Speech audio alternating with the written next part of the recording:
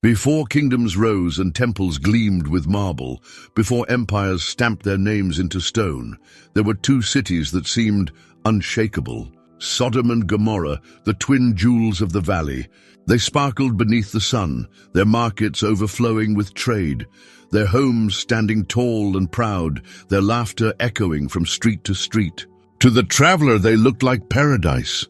To the untrained eye they looked eternal. But heaven heard something else. Beneath the music, beneath the clinking of wine cups, beneath the pride of prosperity, there was a cry. A cry so sharp, so bitter, so heavy, it pierced the very clouds and reached the throne of God. It was the cry of the poor, forgotten and crushed. The cry of the weak, mocked and broken. The cry of sin itself, swelling like poison in the air. And God, who is merciful yet just, leaned down to see. What happens when a city buries justice and mocks mercy? What happens when the patience of heaven collides with the arrogance of men? This is not merely a tale of fire raining from the skies. This is a story of mercy delayed, of prayers spoken in trembling faith, of warnings ignored, and of judgment that could not wait any longer. It is a story as ancient as time, and yet it still whispers into the ears of every generation. Do not forget. This is the fall of Sodom and Gomorrah, a divine drama of judgment and grace, a mirror for every nation, a cry that still echoes today. Welcome. This is Bible Stories 1983, where the ancient stories come alive. Judgment, mercy, and the God who still speaks today. In the ancient days, when the world was still young and tribes wandered in tents across the lands, there lived a man named Abraham. He was called by the Most High, a voice that broke through the silence of his old life and told him, "Leave your homeland. Go to the place I will show you." And Abraham obeyed. He left behind the familiar and stepped into promise, walking by faith, guided not by maps or armies, but by the word of the living God. By his side walked his nephew Lot, and together they prospered.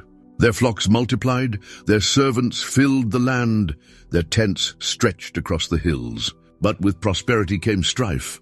The land could not hold them both, and their herdsmen quarreled. Abraham, with humility, turned to Lot and said, "Let there be no strife between us. If you go to the left, I will go to the right. If you go to the right, I will go to the left." Lot lifted his eyes and beheld the plain of Jordan. It shimmered like the garden of the Lord, green and rich, watered by rivers. It looked like Egypt, strong and fertile, promising wealth and ease. And so Lot chose the valley and pitched his tents near Sodom, a city glittering with prosperity, yet whose people were known for their wickedness before the Lord. Time passed. Sodom's name became a byword for indulgence. Pride danced in their streets, luxury poured like wine. Pleasure ruled their nights, violence lurked in their alleys, and righteousness found no welcome at their gates. Still Lot remained there, a man torn in soul, troubled by the darkness, but rooted too deeply in the soil of comfort. Far away, beneath the great trees of Mamre, Abraham sat at the entrance of his tent in the heat of the day. The sun blazed and the air trembled, when suddenly he lifted his eyes and saw three men standing nearby. They were not like other travelers.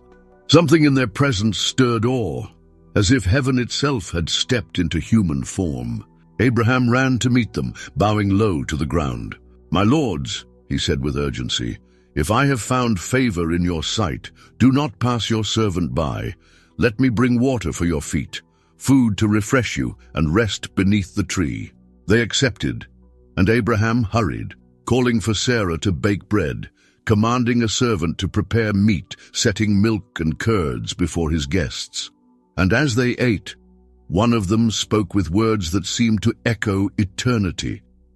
"I will surely return to you, and Sarah your wife shall have a son." Sarah, listening from the tent, laughed quietly to herself, old barren, worn by the years, a mother. But the Lord turned and asked, "Why did Sarah laugh? Is anything too hard for the Lord?" And silence fell, heavy with awe. When the meal ended, the three rose to leave, and Abraham walked with them. But then the Lord paused. His eyes, filled with both sorrow and fire, turned toward the valley. "Shall I hide from Abraham what I am about to do?" he said. "The outcry against Sodom and Gomorrah is great. Their sin is grievous. I will go down and see." Abraham's heart trembled. He knew his nephew Lot was there. He knew judgment was near. And so, with boldness born of love, he stepped closer and pleaded, "Will you sweep away the righteous with the wicked? Suppose there are 50 righteous within the city. Will you not spare it for their sake?" The Lord answered, "If I find 50 righteous in Sodom, I will spare the whole place for their sake." But Abraham pressed further. 45, 40, 30, 20, 10, and each time the Lord's voice carried mercy. "For the sake of 10, I will not destroy it." But in Abraham's heart, he already feared the truth. 10 righteous could not be found. And so the men turned away, and Abraham stood in silence, watching as 2 of them, now revealed as angels, walked down the path that led to Sodom. The stage was set. The final hours of the cities had begun.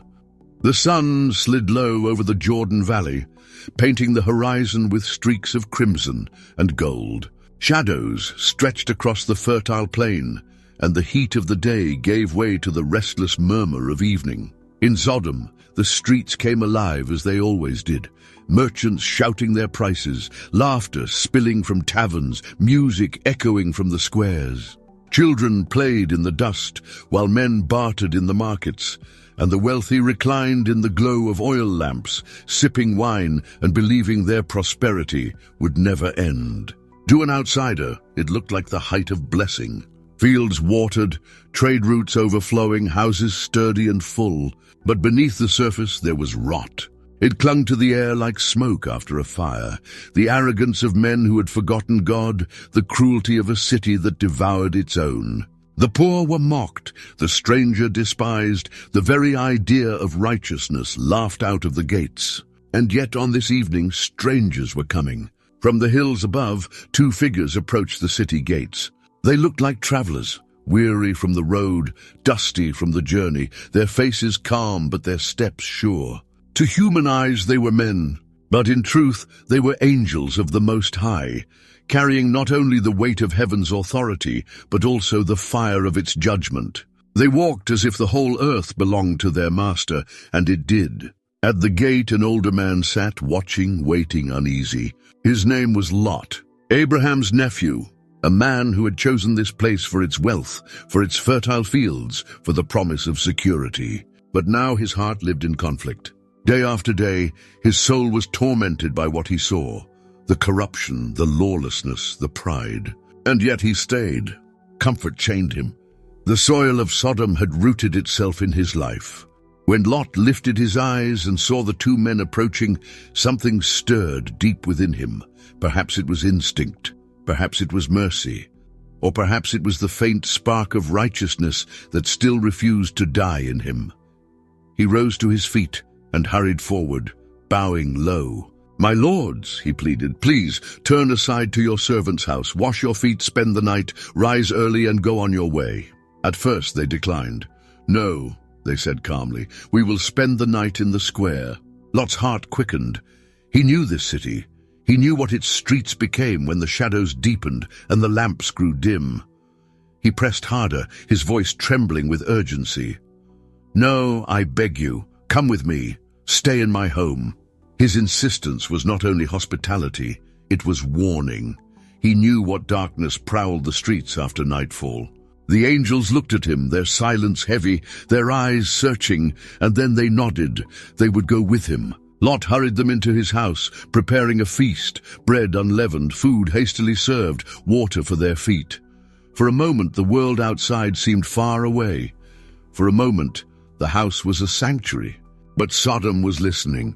Like a swarm of hornets stirred from the hive, word spread quickly. Strangers had come. Foreign men, different, unprotected. Curiosity turned to whispers. Whispers turned to grins. Grins turned to shouts. Soon the streets outside Lot's home throbbed with footsteps, voices, laughter twisted into mockery. The men of the city, young and old alike, gathered. their faces lit by torches, their eyes burning with desire and violence. They came to Lot's door and pounded against it. "Where are the men who came to you tonight?" they roared. "Bring them out to us, that we may know them."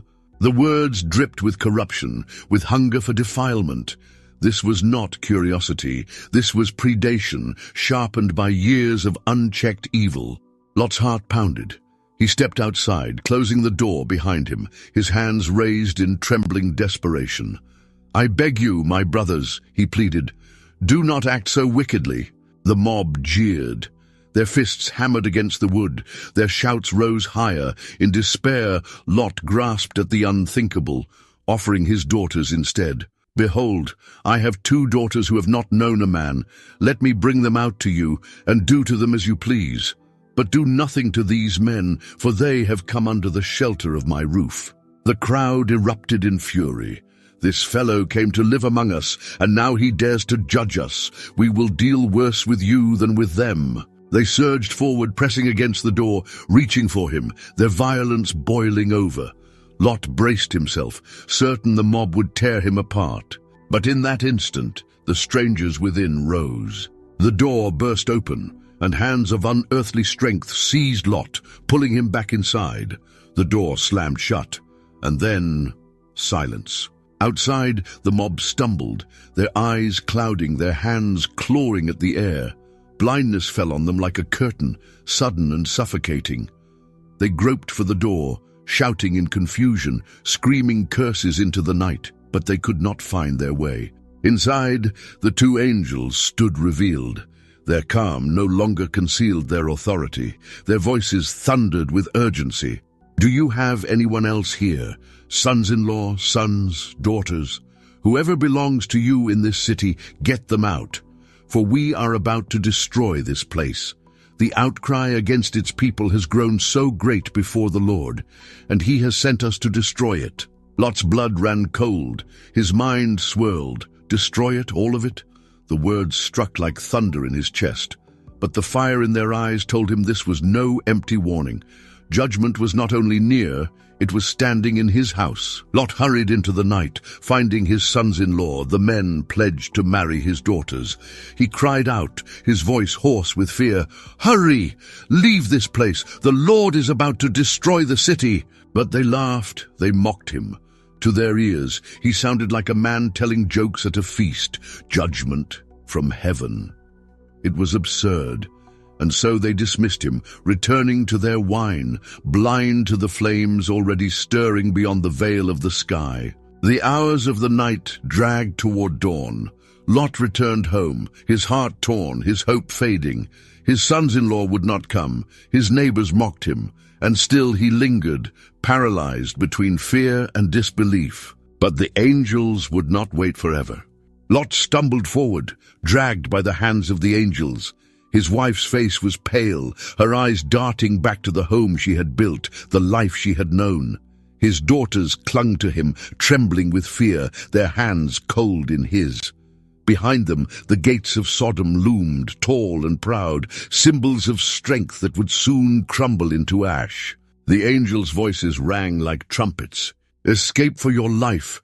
Do not look back. Do not stop anywhere in the plain. Flee to the mountains, lest you be consumed." But Lot's steps faltered. The mountains seemed far, dark, and forbidding. His heart, heavy with fear, spilled into trembling words. "No, my lords, I cannot flee to the mountains, lest disaster overtake me and I die. Look, there is a small town nearby. Please, let me escape there. It is small, is it not? Spare my life." The angel's eyes blazed with fire, but even in judgment, mercy was not absent. One spoke, "Very well, I grant you this favor also. I will not overthrow the town you speak of, but hurry, I can do nothing until you arrive there." And so Lot named it Zor, small, a place of refuge carved out by mercy in the shadow of destruction. The family pressed on, stumbling through the plain, the cold wind biting at their faces. The silence behind them was heavy, too heavy, as if the earth itself held its breath. Lot's wife slowed, her eyes lingering on the horizon, her heart still tethered to the city she had left. her mind filled with memories, her home, her friends, the comfort of the life she had built. And then it happened. A sound, like the tearing of the heavens, split the air. The ground trembled beneath their feet. A roar thundered from above, louder than any storm, deeper than the crash of oceans. Lot turned his head only slightly, and he saw it. A figure standing on the edge of the city, tall, unshakable, radiant as molten gold beneath the rising sun. Wings of fire stretched wide, blotting out the sky. His face glowed with terrible beauty, a reflection of the authority of the God who had sent him. He raised his arm, and heaven obeyed. The sky ignited. Fire and sulfur rained down from the heavens, a storm of flame swallowing Sodom in a single breath. Streets that once throbbed with laughter erupted in screams. Markets collapsed into ash. Taverns, gardens, homes, all were consumed in waves of living fire. Lot's daughters screamed for him to keep moving. The angels pressed them onward, but behind them one heart refused to let go. Lot's wife turned. Perhaps it was the sound of the city falling, the memory of a friend, or the simple pull of a life she could not release. Her eyes fixed on the flames, and in that instant, judgment claimed her. Her body hardened, her breath froze, her form became salt, standing forever in the plain, a pillar of warning, a monument to hesitation. Lot did not look back. He could not. The weight of grief pressed on him, but the roar of judgment drove him forward. The firestorm raged behind, pouring into every corner, leaving no wall standing, no garden alive, no soul untouched. And then the flames turned toward Gomorrah. The sister city met the same fate.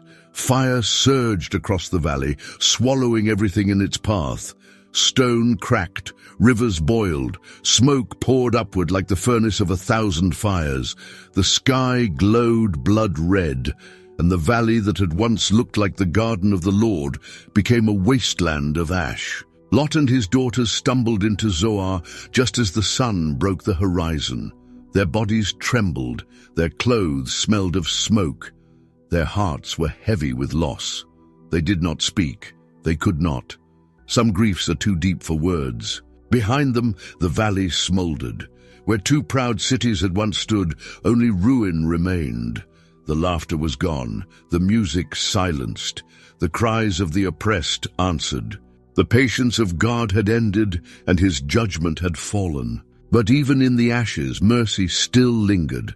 For Lot and his daughters were alive, not because of their righteousness, but because God remembered Abraham, because mercy had reached into judgment and carved out a path of escape. The first rays of dawn crept across the valley, but instead of light bringing hope, it carried with it the weight of doom. The angels had led Lot and his daughters safely into Zoar, and the moment their feet touched its streets, the heavens gave their answer. The silence broke. A roar, vast and unearthly, split the sky. It was the sound of heaven's gates opening, of patience giving way to judgment. The air itself seemed to shudder, as if creation recoiled from what was about to come. The earth trembled beneath the valley, groaning under the weight of sin that had piled high for generations. And then from the sky it fell, flame. Not ordinary fire, not the wild blaze of lightning, but fire alive with purpose, fire that carried the command of the Almighty. It rained down like molten rivers from the clouds, like stars torn from their places and hurled upon the earth. Every spark struck with precision, every wave of heat moved like a tide of wrath, consuming, devouring, erasing. The proud streets of Sodom gone in an instant. Markets where merchants had shouted their prices crumbled into blackened ruin. Taverns that had overflowed with music were silenced by fire that roared louder than any song. Homes that had gleamed with wealth burned until not even their foundations remained. Gardens shriveled, vineyards vanished, and the fertile fields of the valley cracked open into lifeless ash. The people screamed. Voices once raised in mockery now rose in terror. They stumbled through streets already burning, clutching children, clinging to possessions that turned to cinders in their hands. They cried out to gods of stone and wood, but no answer came. They begged the heavens for mercy, but mercy had already been offered and refused. Above it all stood the angel of destruction, his form blazing like molten bronze, his wings of fire stretched wide across the horizon. His face was terrible and beautiful, a mirror of the justice of the Lord. He did not flinch. He did not waver. Every movement of his hand unleashed another wave of fire, every gesture another storm of sulfur. He was not cruel. He was not vengeful. He was obedient, and in that obedience, the will of heaven was carried out. The flames rolled outward like a living tide, sweeping into the valley, and Gomorrah fell as Sodom had fallen. The sister city, once a beacon of wealth and pride, dissolved beneath the storm. Walls cracked, stones split. The very ground heaved and bled smoke as the fire surged. A pillar of flame rose into the sky, so tall it seemed to pierce the clouds. The valley glowed red as blood, a furnace of divine judgment visible for miles in every direction. Lot and his daughters watched from the safety of Zoar, their faces pale, their eyes wide with horror. Behind them, their mother stood frozen forever as salt, her gaze fixed on the home she could not leave. Lot's heart broke, but he did not turn. He could not. Ahead lay survival, behind lay only death. Far away, Abraham rose early and walked to the place where he had once stood before the Lord. From the hills he looked toward the valley, and what he saw burned itself into his soul. Smoke rose like the smoke of a great furnace, thick and black, curling into the heavens. The lush plain that had once gleamed with life now lay desolate, scarred, silent. Abraham's heart sank. He had pleaded for mercy, begged for even 10 righteous to be spared. But there had not been 10, not even close. Yet even in the ruin, Abraham saw mercy. For Lot had been saved, not for his own sake, but because God remembered Abraham. Judgment had fallen, but grace had still made a way. The valley lay still now, a wasteland where 2 great cities had once stood. The laughter was gone, the music silenced. The cries of the oppressed had been answered, and the arrogance of the proud had been shattered. Nothing remained but ash, smoke, and silence. But that silence spoke. It spoke of a God whose patience is vast but not endless. It spoke of justice delayed but never denied. It spoke of a mercy that reaches again and again, even into the gates of wickedness, but a mercy that cannot be mocked forever. And it whispered a warning to every generation that would follow. Do not forget Sodom, do not forget Gomorrah. For the fire that fell was not only a judgment upon the past, it was a scar upon the earth, a reminder etched in history that the Lord is slow to anger, abounding in love, but also mighty in justice. The angel lowered his sword, its blade of flame dimming as the final embers burned out. He stood among the ruins, his eyes fixed not on what had been destroyed, but on the justice that had been done. There was no pride in his face, no triumph, only the steady, unshakable knowledge that he had carried out the will of his master. And when the wind rose, carrying the stench of sulfur into the sky, the angel folded his wings of fire and was gone. The valley smoldered in silence.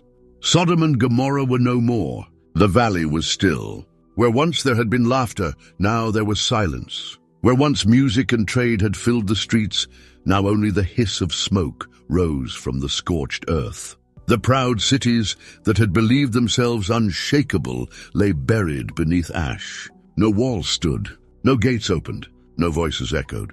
Only ruin remained, a ruin so vast that travelers would later pass by and shudder, whispering, "This was Sodom, this was Gomorrah." Lot sat in Zoar with his 2 daughters, his face pale and worn.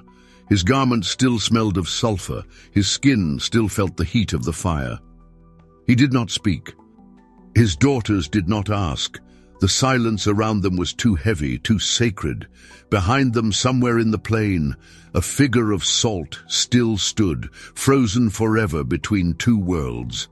His wife, a reminder that the pull of the past can destroy even in the moment of salvation. In his heart, Lot felt the crushing weight of mercy. He knew he had not been spared for his own righteousness. He had lingered, he had hesitated, he had bargained for comfort, yet still the hand of God had pulled him out. Still mercy had seized him. Still the Lord had remembered Abraham and spared him from the flames. The smoke of Sodom drifted into the skies of history, but its story did not end in the ashes. The ruins became a voice, a cry that did not fade with the wind, but echoed across the centuries. Every prophet who warned of judgment, every teacher who spoke of righteousness, every generation that asked, "How long will evil stand?" could hear it faintly, the cry of two cities that thought themselves eternal and were not. Sodom and Gomorrah are more than a story of fire and brimstone. They are a mirror held up to every nation, every city, every heart, a mirror that asks, "Where is your mercy? Where is your justice? Whom do you trample? Whom do you forget?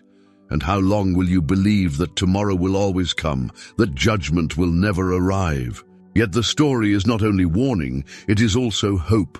For even as flames consumed, God remembered Abraham. Even as destruction fell, he reached into the city and pulled Lot by the hand. Even in judgment, there was escape. A path carved out by mercy. A reminder that God does not delight in ruin, but longs to save, to rescue, to redeem. And so the ruins whisper two truths. The first, God is patient, but his patience is not endless. When arrogance mocks heaven, when cruelty devours the weak, when sin raises its voice too loud for too long, he will rise and answer. His justice may wait, but it never sleeps. The second, God is merciful beyond measure. Before judgment comes, he warns. Before the fire falls, he calls. And even when ruin is near, his hand reaches for anyone willing to take hold. The smoke of Sodom still rises, not in the valley where the cities once stood, but in the conscience of the world. It reminds us that every generation must choose. Will we turn our backs, or will we turn our hearts? Will we laugh at the warning, or will we listen? And perhaps most importantly, will we remember that the God who judged Sodom is the same God who spares Zoar, the God who answers intercession, who remembers his covenant, who hears the cries of the righteous as well as the cries of the oppressed. So when you hear the story of Sodom and Gomorrah, do not hear only the fire. Hear the cry that rose before the fire fell. Hear the footsteps of angels sent both to warn and to save. Hear the mercy that pulled Lot by the hand, even when he hesitated. And remember, judgment may be fierce, but mercy always comes first. The cry still echoes. The choice still stands. And the God of Abraham, the God of Lot, the God of justice and mercy, still speaks today. This is Bible Stories 1983, uncovering the hidden power of Scripture, one story at a time.